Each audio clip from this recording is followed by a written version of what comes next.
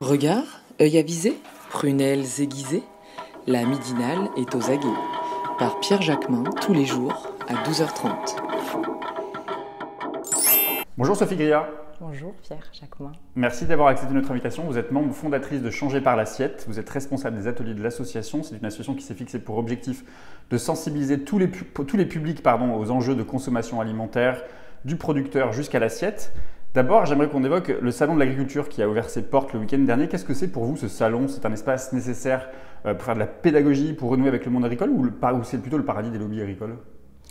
J'ai envie de dire que c'est un petit peu les deux, c'est-à-dire que c'est l'occasion pour nous, évidemment, au regard de la répercussion médiatique, de pouvoir parler effectivement de ces questions qui sont très importantes à la fois pour l'association, mais aussi pour la société. Donc voilà. Mais c'est évidemment également, il faut pas se voiler la face. L'opportunité pour les grands lobbies de l'agroalimentaire de pouvoir évidemment défendre leurs intérêts. Et voilà. L'industrie agroalimentaire en France a le poids économique qu'on connaît. C'est aussi un moyen de valoriser les métiers agricoles. Pourquoi ça n'attire plus ces métiers? Alors, c'est un moyen de valoriser les métiers agricoles. Oui, c'est un moyen d'en parler. C'est un moyen de dire qu'effectivement, sans l'agriculture aujourd'hui, il n'y a pas de société, de manière très claire. Donc voilà, c'est un moyen de potentiellement aussi se pencher sur la souffrance du monde agricole, et la souffrance du monde paysan. Voilà.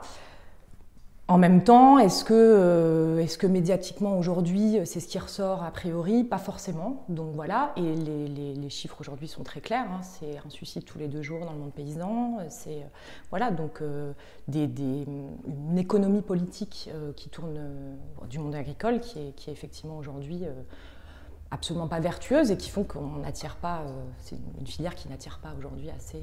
Et qu'est-ce qui favorise justement ce déclin du monde agricole? C'est la mondialisation, c'est le libre-échange, c'est le fait qu'aujourd'hui il y a une concurrence avec les pays comme le Canada dans le cadre des accords de libre-échange où on peut aller acheter des bovins en Argentine, au Canada et qui font la concurrence aux agriculteurs français?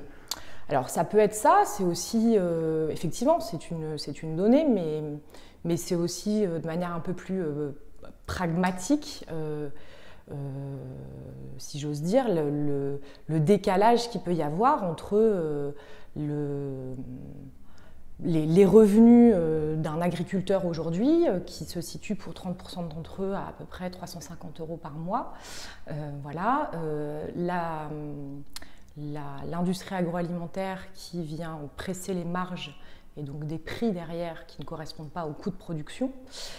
Et donc, là, vous évoquez effectivement le marché international, mais d'un point de vue strictement national, on retrouve exactement les mêmes types d'écueils. C'est quoi les solutions? Qu'est-ce que vous proposez? Qu'est-ce que vous suggérez? Ou en tout cas, quel type de sensibilisation vous faites? Il faut, finalement, la solution, elle passe par où? Elle est à l'échelle européenne, elle est à l'échelle française, ou elle serait encore à l'échelle beaucoup plus locale dans le cadre des circuits courts? Qu'est-ce que vous proposez? Elle est évidemment à décliner à toutes les échelles, c'est-à-dire que, encore une fois, il y a une économie politique mondiale de l'alimentation qui n'est absolument pas vertueuse aujourd'hui et qui crée effectivement des conséquences extrêmement négatives sur à la fois la filière agricole en général, la filière de transformation alimentaire également. Mais elle se décline aussi, elle doit se décliner aussi à des échelles plus fines, et notamment à l'échelle du consommateur. C'est l'objet de notre association, c'est-à-dire de sensibiliser effectivement le consommateur à ce qui se trouve dans son assiette. D'où proviennent les aliments qui vont se trouver dans son assiette, à la fois chez lui, mais également quand il sera au restaurant, quand il se retrouve en cantine d'entreprise, quand il se retrouve voilà, dans toutes les manières de consommer qu'il peut avoir au quotidien.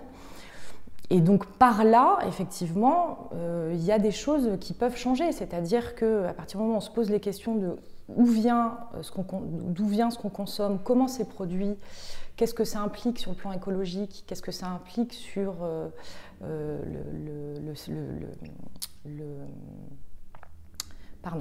qu'est-ce que ça implique sur le fonctionnement général de l'économie, qu'est-ce que ça implique au niveau nutritionnel, qu'est-ce que ça implique etc., etc. C'est l'objet de notre association de sensibiliser à tous ces enjeux-là. On peut changer les choses, on peut faire en sorte que les gens consomment un petit peu différemment. Ouais. Et alors cette mode que l'on entend, que l'on voit partout, des foyers, des célibataires qui font livrer leur panier bio avec les fruits, les légumes de saison chez un producteur local, à proximité de chez soi, c'est quoi les limites de ces procédés ? Il n'y a pas forcément de limite à ce procédé-là. Tout ce que vous venez d'évoquer, on ne peut pas être contre. Voilà. Effectivement, c'est l'enjeu d'aller consommer le plus près possible de l'endroit de production des produits qu'on consomme. Et si on prenait un exemple, par exemple, en Île-de-France, est-ce qu'aujourd'hui, le monde agricole d'Île-de-France, le monde agricole francilien, autosuffirait une alimentation pour l'ensemble des franciliens ? Non. Évidemment non. Pour des raisons multiples, mais l'une des premières raisons, c'est qu'effectivement, la densité urbaine, la densité de population et le niveau de population francilien est beaucoup trop élevé par rapport à la surface agricole qui est consacrée à la production alimentaire. Alors vous dites 30 km, on peut un peu élargir la notion de circuit court, ça se comprend. Mais si justement on prend le territoire de la France, est-ce qu'une option d'autosuffisance alimentaire est crédible ? Est-ce que c'est possible de s'autosuffire en France ? La France aujourd'hui est autosuffisante alimentaire. Ce n'est pas le cas de beaucoup de pays dans le monde, y compris de grands pays. Je pense au Mexique, je pense à l'Inde par exemple, qui importent respectivement du maïs et des lentilles, qui sont les deux premiers produits consommés dans ces deux pays-là, alors qu'ils auraient les moyens évidemment de produire ces produits. Et voilà. La France n'est pas dans ce cas-là. La France produit ce dont elle a besoin, et produit plus que ce dont elle a besoin, puisque c'est le 4e exportateur mondial de produits alimentaires. Donc la question n'est pas forcément sur l'autosuffisance, la question elle est plus sur la qualité de production, sur la qualité de la transformation de ces produits de base. Et là, effectivement, il y a des grandes questions. Ça n'empêche pas que la France, évidemment, importe, dans le cadre d'un marché mondial, importe aussi des produits d'industrie agroalimentaire qui viennent de l'étranger. Mais voilà, si on se concentre uniquement sur le circuit court, on ne consomme plus de café, on ne consomme plus de chocolat, on ne consomme plus de... Voilà, même si les Anglais sont en train de, à Guernsey ou sur le projet Eden dans le sud-ouest de l'Angleterre, sont en train d'essayer de produire du café. Voilà, mais donc ça repose des questions, effectivement. L'approche du circuit court comme étant un critère strict à devoir appliquer, elle est tout à fait discutable. Voilà. Par contre, effectivement, quel type de produit on consomme quand on parle de légumes, par exemple, oui, il est bien évident que c'est mieux de consommer des carottes qui viennent à proximité que des carottes importées en Espagne. Mais justement, manger bien, c'est aussi manger souvent cher. Il y a une sélection sociale par l'alimentation. Le bio, c'est pour les riches ? Le bio, c'est pour les riches, de moins en moins. Parce qu'aujourd'hui, on se rend compte que l'agriculture biologique devient un marché en tant que tel, un marché très fructueux. C'est 20%, juste à l'échelle de la France, 20% à peu près par an de croissance. Voilà. Après, quel type d'agriculture biologique on est en train de produire ? Est-ce que c'est une agriculture paysanne, de petits producteurs qui se tournent plutôt vers des modes de production type permaculture ou en tout cas des petites échelles, ou est-ce que c'est de la production biologique hors sol, intensive, qui va donner des produits notamment à calories vides, c'est-à-dire qui ne nourrissent pas, qui donnent après des problèmes notamment de santé assez importants. Et donc effectivement, on s'intoxique moins avec ce type de production, mais on ne se nourrit pas. Et ça, c'est un vrai problème. Aujourd'hui, la bio, c'est ça. Et donc les coûts de production baissent, le prix, par définition, baisse. Le hard discount aujourd'hui propose des produits bio tout à fait abordables. Et la consommation bio grandit en France de manière très très significative, y compris dans les classes populaires. Donc voilà, il y a une question du coût, évidemment, de ce qu'on est prêt à dépenser pour la consommation alimentaire. la bio devient plus forcément, en tout cas en tendance, c'est encore aujourd'hui plus cher, évidemment, mais en tendance, ce ne sera plus le problème demain, je pense. D'où les enjeux d'éducation, de sensibilisation que promeut votre association. Exactement. Le politologue et l'écologiste Paul Ariès vient de publier une lettre aux mangeurs de viande qui souhaitent le rester sans culpabilité. Il dit ceci: « Amis véganes, soyez attentifs à ne pas vous faire piéger. Le véganisme le mieux placé pour triompher au XXIe siècle n'est pas celui des bobos métropolitains, mais des fous furieux adeptes des post-animaux et des post-humains. C'est un piège, le véganisme, une affaire de bobos ?» Oui, c'est une affaire de bobo, évidemment, dans la mesure où, là, pour le coup... Vous dites qu'il faut arrêter de manger de la viande? Alors, moi, à titre personnel, je suis flexitarienne, comme on dit aujourd'hui. C'est-à-dire que je mange moins de viande, mais j'essaie de manger une viande de meilleure qualité, produite dans des conditions qui soient acceptables. Mais oui, c'est au départ une affaire de... Enfin, c'est au départ une affaire de bobo. Oui, c'est au départ une affaire de bobo dans la mesure où, effectivement, il y a un effet de mode, l'offre, et puis même l'offre alimentaire aujourd'hui de masse est encore dirigée par l'offre carnée, en fait. Donc, effectivement, si on veut consommer différemment, je pense au supermarché, je pense à plein de choses, des plats préparés... La cantine scolaire, l'offre de la cantine scolaire par exemple, dans les restaurants d'entreprise c'est pareil, même si c'est en train de changer. Faire sans viande ou sans produits carnés, c'est très compliqué. Donc voilà, ça demande de changer son mode de consommation. Voilà. Maintenant, la position de Paul Ariès est extrêmement intéressante à mon avis, c'est-à-dire qu'il pointe les dérives possibles de ce qui est en train de devenir effectivement une nouvelle tendance par le véganisme, et qui est de dire que l'industrie agroalimentaire aujourd'hui mondiale s'empare de cette question-là pour redévelopper un marché dans exactement les mêmes termes que notre ancien mode de consommation, ou celui qui est en train d'évoluer, existe. Et donc là, effectivement, il y a...